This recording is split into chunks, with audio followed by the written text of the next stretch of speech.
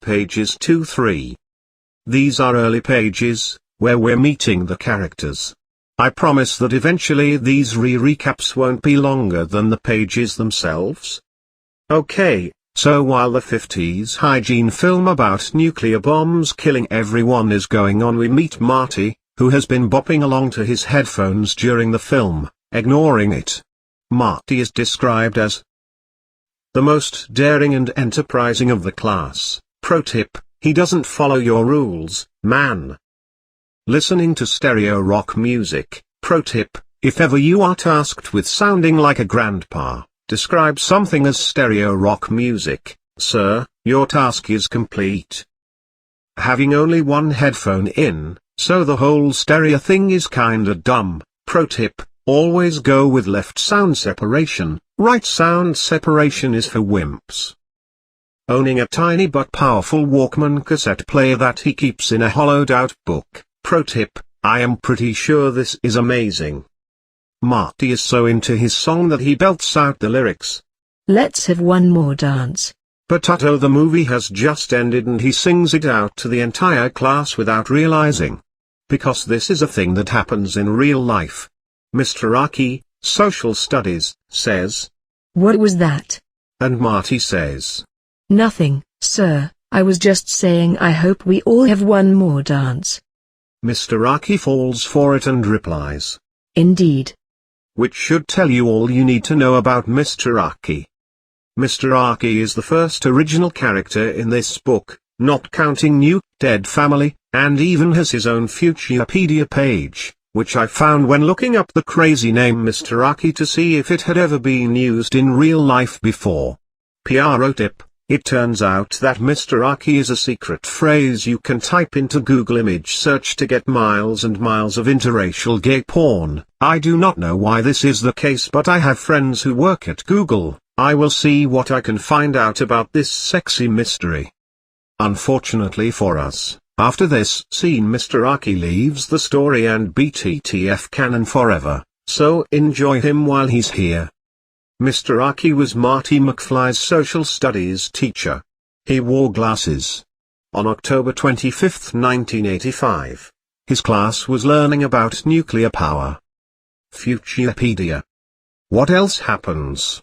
Jennifer is introduced as an attractive 17-year-old who sits next to Marty, and they exchange sly smiles after he sings, so clearly there's something going on between those two kids. Page 4-5, page 4 begins with this description of Marty McFly. The infuriatingly good-looking face framed by medium-length brown hair simply stared. Oh, Mr. Gipe, I think we can all agree there's nothing simple about it. In these pages Marty gets called out of poor Mr. Aki's class to go to the office for an emergency telephone call. This is it, everyone. The plot is beginning. Marty's mood vacillates, this is the word Gipe uses, and I gotta give him props, it's a great word, from the joy of getting out of class to the concern that there really is an emergency, so he thinks of the worst emergency he can imagine, band audition being cancelled, and gets so scared he says, "No. Don't let it be that."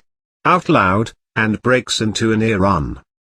Hold tight to that memory of cool Marty from the movies as you try to reconcile him with the image of a teen who says no. Don't let it be that.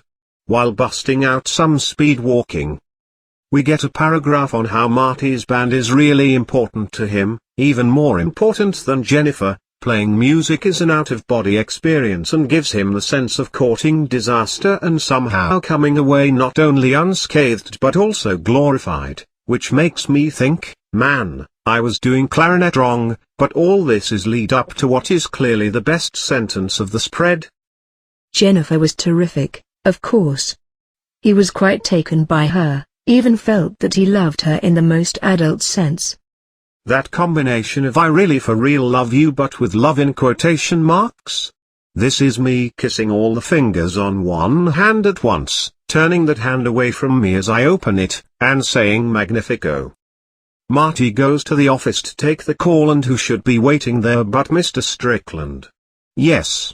I love this guy. Only here he's not Mr. Strickland, But Gerald Strickland, what? And his job is specified outright, he's school disciplinarian.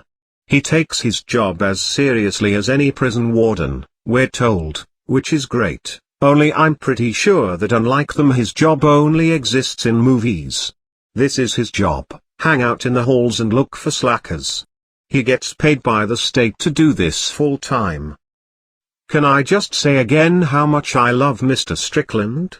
He is a strict guy whose name sounds like Mr. Strickland. His entire role in the films is to roam the land and be strict. You guys, he is basically the best. I searched for other Stricklands because I was convinced the name was made up, but it turns out there are a bunch and one was even the governor of Ohio, which is too bad, because I had a great joke lined up about how no Strickland has ever amounted to anything in the history of Hill Valley, but oh well. Up next, more Gerald Strickland.